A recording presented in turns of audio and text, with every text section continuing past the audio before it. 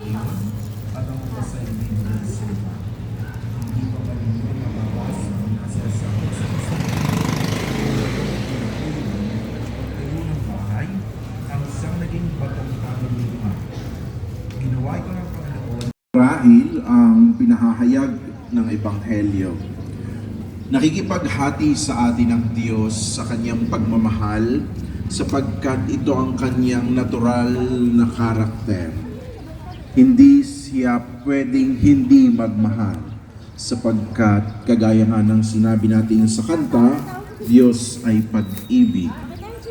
Ito yung ibang tanong at hamon sa atin bilang mananampalataya. Ito ba ang pinagsisimulan ng tinatawag nating entitlement? Banal na santatlo. Pero ano ang ginagawa natin bilang kahati sa